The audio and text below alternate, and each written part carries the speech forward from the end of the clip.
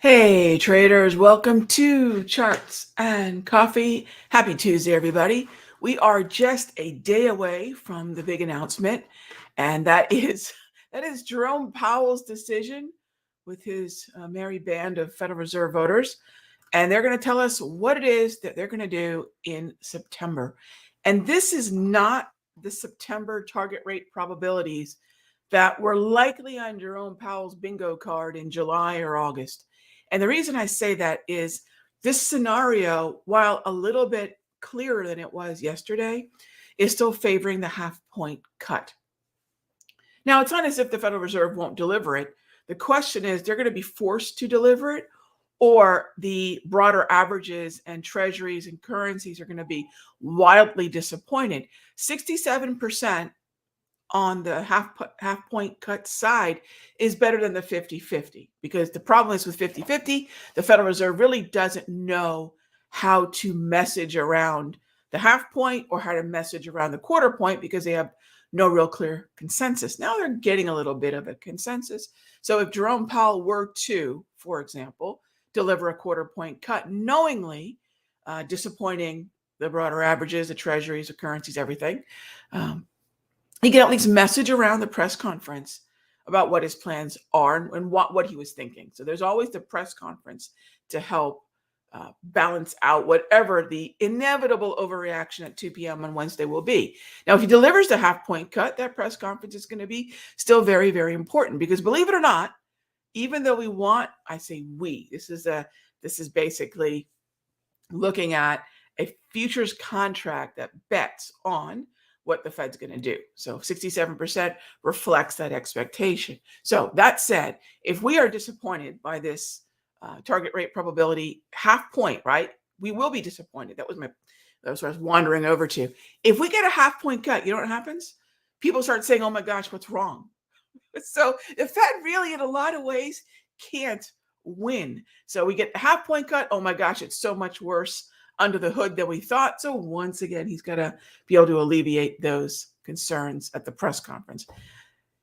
I want to be flat all my positions before Wednesday. This is a bonkers scenario, one that, I know a lot of folks like to bash Powell and the pips, but at the end of the day, it is a tough job, meaning the messaging, right? And he has to not only get the message out there, he has to garner consensus. That's really his job, to make sure when they make that decision for the quarter point or the half point that it is a unanimous vote. So a lot of his job is just cap herding, right? Making sure all those voters are on the same page and will back his play. It ain't easy.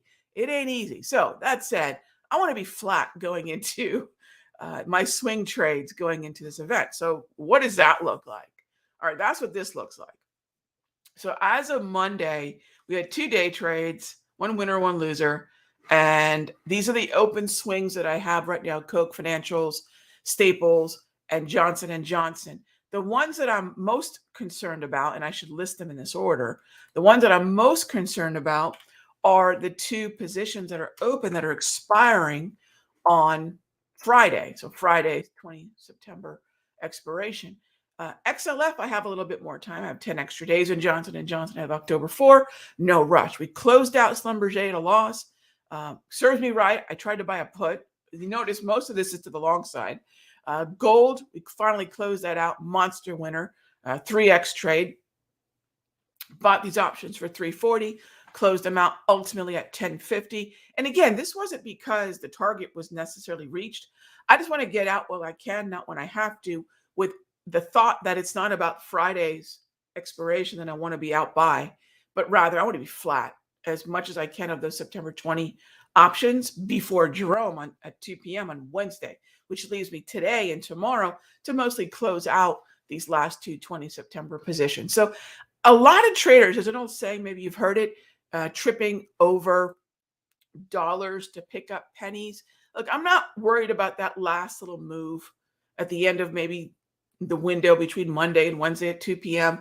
that I'm going to miss out on. Almost everything that we're closing out have been multiples, right? 2 and 3 times what we initially paid for the option. So I'm not upset that I didn't get every single point, every single penny. I do know that if I overstay my welcome and that Federal Reserve messaging is not in line with what we get, whatever the disappointment can be, I don't want to sit around giving back a lot of profit either. So it's really about, bird in the hand. In the meantime, take a look at the S&P. We continue to climb, not just through the resistance that was established during the September contract. I don't make a big thing of contract roll, and there's a really easy reason why I don't. Um, when we go back and look at the year, are we saying, well, yes, but this was March contract, and this is June contract, and this is September, now this is December? Do I somehow minimize the importance of the September action because now we're in December as of Monday? No, that's ludicrous. The September contract for the S&P futures and the December will coexist for a little while, right? But the open interest and the volume migrates over to the new front month. All front month, say that 3 times fast, means is that that's where the trading is happening. That's all. And so when I look at this, this whole thing, oh, we have to close the gap. No, we don't. No, we don't. If the December expectations for the September, so when we go to September, that contract was expecting at least some dovish talk, if not maybe some dovish action. And that contract also had to withstand the carry unwind concerns, that fear, that panic that hit in August. And yet here it is, right? December is almost like, hey, the Olympics didn't end all that long ago. Just taking the baton and running, right? It's like a relay. It really is a relay. There's 4 runners, there's 4 contract months, and every time they just keep passing the baton. So don't make too much of the gap. There's no real reason to have to do that. Just be aware that we're trading December. And yes, there is this hole on the chart that sometime during the December contract life cycle may be closed, right? And that's it. So if there is an overbought pullback, when do we think it's going to happen?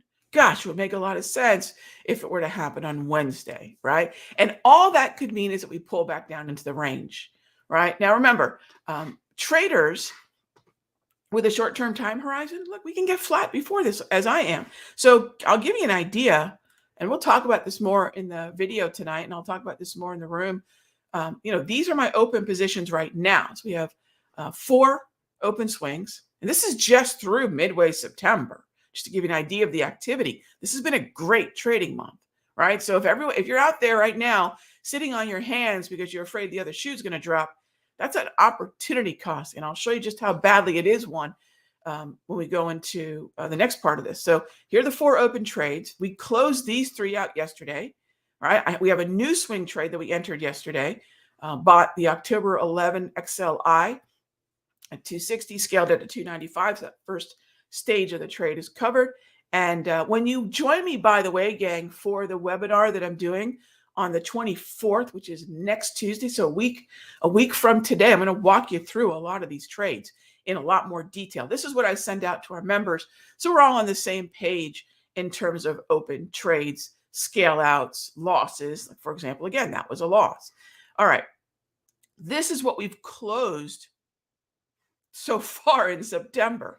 So this has been a great trading month. These are the swing trades as of September 16. This is what we've closed this month. So it's been a great trading month. But notice what's lacking on those lists. And if you're catching this on replay, hit the pause button. No Microsoft, no Meta, no Apple, no Amazon, no Google, no Tesla, no Nvidia, no semiconductors, no magnificence. Focusing on the tech right now is just bananas because it doesn't make a lot of sense.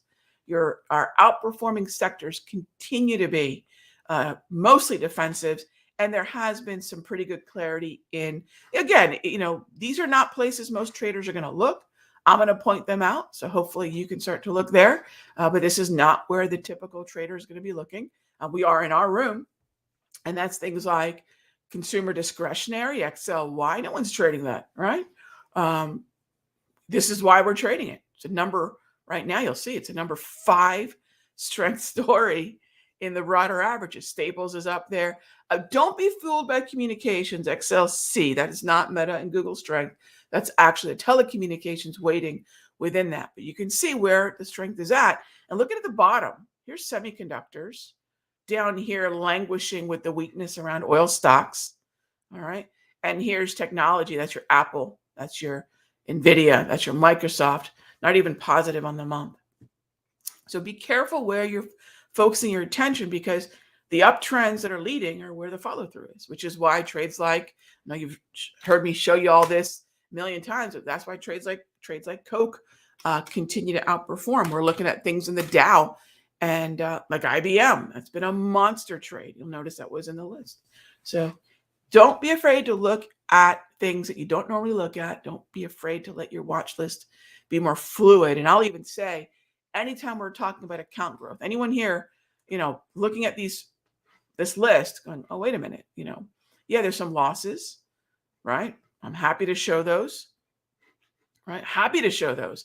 But then when you start looking at entries where we get in at 223, we scale that at 303, we close it at break even. So we start getting these 70 cent, 80 cent winners, and that starts getting some momentum. And that's where we want the consistent account growth factoring into. I don't have to have every trade be a Pepsi. Pepsi was great, but every trade is not going to be buying an option for 355 and scaling out at 950 with a trailing stop at 570. That's always going to be the case. IBM is even more ludicrous, right? Bought it for 420, scaled out. Ultimately, it was a $15.50 win. But in the meantime, we have things that are a little bit more sedate. Things like RTX, we get in at 375, we scale out at 455. So this is what account growth looks like. It's not always going to be exciting. Yeah, we're just going to get on base, get on first, get on second. And every now and then, we're going to clear the wall, right? Every now and then, we're going to be able to hit that ball out into the parking lot. Not all of that attention is about those home runs, but rather get on base. And sometimes the stars align and the moves are made, and we get these 3, 2, 3, 4x type trades. IBM was a great one, but again, notice it's on semiconductors. It's not NVIDIA. All right. That being said, let's see what we've got here. And good morning to our Simpler Essentials room. Great to see everybody there. All right. Can we look at Microsoft on a daily chart? Hi there, editor. Yeah, we could. So if I'm looking at Microsoft, it's choppy, it's green. What I would do with something like this, and I'll be frank, this isn't even remotely on the watch list for us. However, since your question is here, what do we like about it, right? It's green candles, great. It's on a downtrend, awesome. It's neutral momentum, neutral trend, all right. Green candle hits the gray zone. So the last time it did that was on the 11th.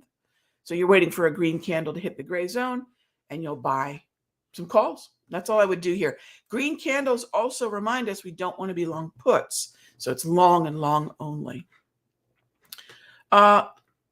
Can I please provide my thoughts on Google? Sure. All right. For a 2 to 4 trade, I don't know what that means, Ren. 2 to 4 day, 2 to 4 week, 2 to 4 month. So as far as Google goes, it's a red candle, and it's below the VWAP. It's basically, if you're looking longer term. So in the Sector Secrets Mastery, the first Tuesday of every month, we do a longer term portfolio position session where we're looking at shares, we're looking at weekly time frames, and we're building a portfolio. We've been doing this since mid 2022. So relative to the entire service, it's a relatively new 2-year part of what we've been doing. So the last 2 years, we buy shares based on weekly time frames. Google's one of them as a swing trade, and I don't know if that's 2 to 4 weeks. Okay, so 2 to 4 weeks, it's the short side. Gang, I'm going to say this because if you're logging in right now, I'm hoping you've been here for a while. And Ren, I recognize your name, and editor, you guys have been long time followers. So I say this because I really care. Why on earth are we looking at Google and Microsoft? Right? Of all the things we can look at, why are we looking at those? Unless we want to look longer term, right? Unless we want to get on that weekly time frame and say, Rog, are there opportunities on Google and Microsoft? I've got a 6 months of, year plus time horizon. I'm looking to, as everyone's so freaking out and scared, the shoe's going to drop, recession, whatever, right? How can I build a position at a level? That's one thing. That's what we did in Google. That's what I was mentioning to Ren just now. We did that in Google. We own Google when everyone's panicking. So that little gray zone, that's our buy zone area. So that's something we have with shares, and we'll be hanging on to those for at least 6 months unless we get stopped out. We're definitely heading in the right direction, so probably not going to get stopped out there. We own it from 152 and a half, right? Trading at 158, so good long-term positioning underway. But as far as a short-term time frame, both of those are in sectors that are just not performing. So if we're looking at those places, looking for follow through, it's likely because the Federal Reserve delivers the perfect messaging, a half point cut, and the press conference goes great. I mean, confetti falling out of the ceiling, and everything rallies, including the stuff that looks meh at best, right? This is something we're going to talk about on the 24th. And I'm by no means saying I know everybody's approach and why some of these names would be relevant to a watch list. But I can tell you this. All of us are going to fare far better in our trading if we look at things that have this behavior, right? Not say, for example, here's Meta, not this behavior, right? And that's where a lot of traders are getting hurt. So they want consistent account growth. I want it too. That's why I get up in the morning to build the account, to find those trades that have the best follow through. But if we don't start, it's like a cook, right? I was watching some cooking show and they said, your food is so good. And he said, we start with the best ingredients. Makes perfect sense, right? Good food starts with really good ingredients because it's hard to sort of cover up canned tuna, right? As opposed to a nice fresh piece of ahi. And I think a lot of times traders are finding canned tuna, right? Scanner driven or Magnificent Seven, this canned watch list, as opposed to what's fresh, what's working right now. And if we can make that transition, right? I'm not saying that these can't eventually move higher. I'm in Google, but with a far longer time frame. Microsoft is probably a better looking stock within the XLK than some other names, but the sector is languishing. The index of the NASDAQ is one of the weaker relative to the S&P and the Dow. So if I'm looking for follow through, in say XLK, look at Oracle, right? Do you see the difference? Like look at the XLK, try to find a relative outperformer, but maybe that's really going to be something like Oracle or Accenture. See how the structure is completely different? See how they're still punching up to higher highs? That's where the follow through, that's where the account growth comes. And so that's where, we spend an inordinate amount of time in the mastery trying to figure out what we're going to trade.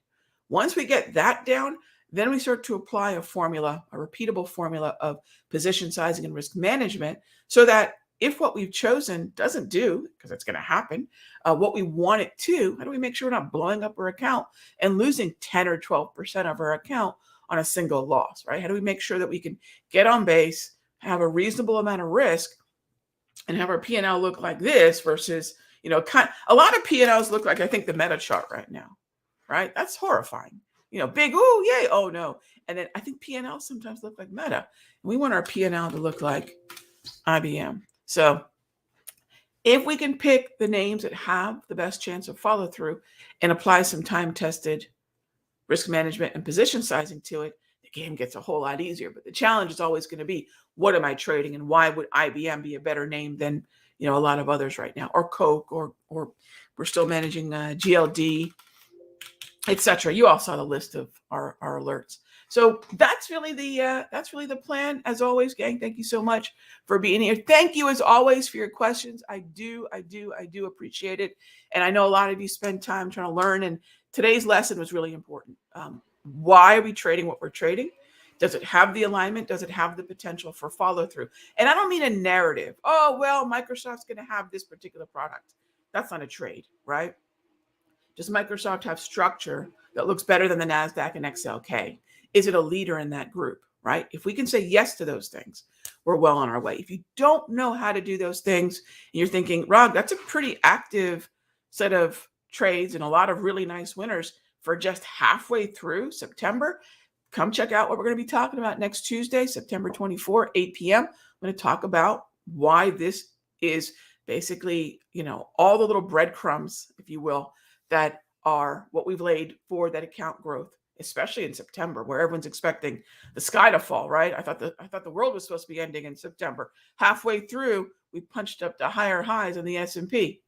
Trade what you see, not what you think. I'll see you tomorrow.